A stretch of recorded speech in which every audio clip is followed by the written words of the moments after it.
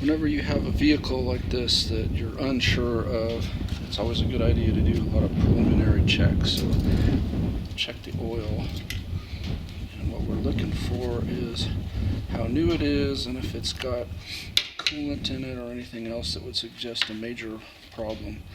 So this oil looks like it's relatively clean.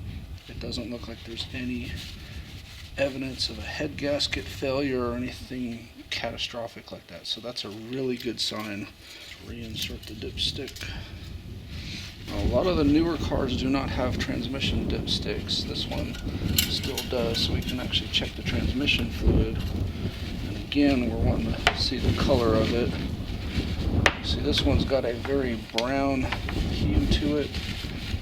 Transmission fluid is usually a reddish, pinkish color. This brownish color suggests that the oil hasn't been changed or maintained very regularly. I am of the school of thought that you change the fluid and maintain the fluid. I know there is a competing school of thought on YouTube and on the internet of folks that say don't ever change the fluid, because the rumor is if you change the fluid, whatever's floating in that fluid that's holding the transmission together won't be there, and then you'll start having shifting problems. And while that may be true, that you could have clutch plate material dissolved in your fluid, and when you change the fluid you lose that and thus start getting slippage, the reality is these things are made to have regular fluid changes. And if you change your fluid and start having problems, you are probably inevitably going to have those problems, and perhaps worse. So I'm going to do a transmission fluid change.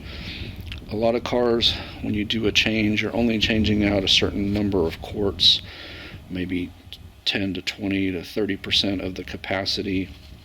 I'm going to drop the pan on this one and do the filter as well. So my guess is that hasn't been done recently. This piece is probably beyond repair. You see it's just brittle and falling apart. So even if I put some Kydex pieces and plastic welded them on, I think ultimately this whole thing is going to just disintegrate.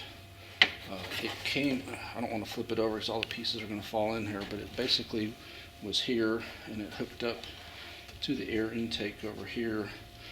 I guess is a crude form of cold air intake, and probably more likely just a thing to dampen the noise, since it's more like a muffler the way it's got the box and the curves and everything. So the air was coming in here, going through this piece, and then going into the air cleaner box. I'll hit up the junkyard and see if I can find one of these that's not in such bad shape. And I'm hoping that this is just age related and wasn't burned up from some sort of massive overheating of the engine. One concern I had is it appears to be empty. You look down in there, there doesn't appear to be any coolant inside the radiator, or if there is any, it's way, way down in there. And then the overflow tank is bone dry as well. So that's a little bit alarming. I don't know if the car overheated, if there's just a broken radiator hose somewhere, or for you northerners, radiator. I'm hoping it's something simple like that. It's kind of weird that it's totally empty though. I wouldn't think that they would have emptied it intentionally. So what I'm going to have to do is pour some coolant in and see if it holds. Moment of truth. Pour in some coolant and see if it ends up on the ground. This is 50-50 already mixed. Distilled water and universal coolant. Thought I could do it without the funnel, but no, it's spilling all over.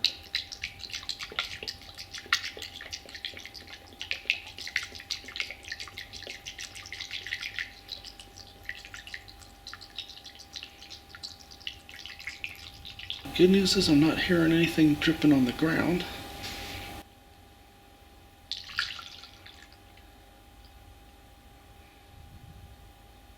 It looks like it's holding too, so that's a really good sign. Put some in the overfill tank.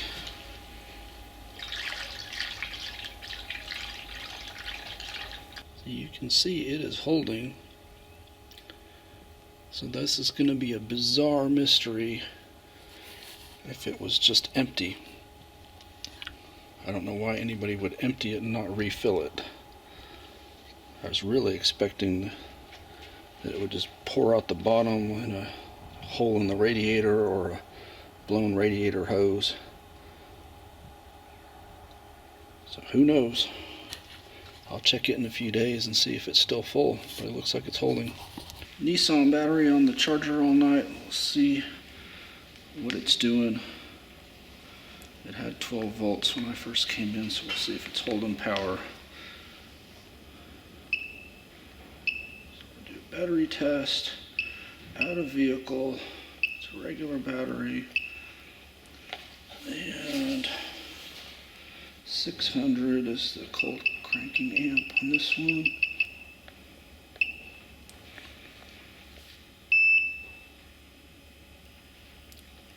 So 85 state of health, 12.9 volts, 512 cold cranking amps. So it looks like I've been spared having to buy a new battery just by charging this one up. That's a good sign. Next issue to address are the battery cables. You see they are very corroded, borderline time for replacement. The other issue is there is a 120 amp fusible link right there that is blown. So I don't know why that blew. Hopefully it was not some major electrical problem that's going to pop up again as soon as that gets reconnected. I did put a jump starter to here and to here just so I could pop the trunk and stuff, and that worked fine. The hazard lights in the back worked, but the brake lights were not working with that. Door lock and unlock was working. So I mean, there's things that are working when I hooked it up to there, and it didn't blow the jump starter. To deal with this, I'm start by soaking it in some vinegar. Spray it with some vinegar to help remove the corrosion. And for minor corrosion, you can just use a wire brush like this. If you have major problems that aren't cleaning up, you can always switch to the power tools. It's a good idea to have your eye protection on when you're doing stuff like this.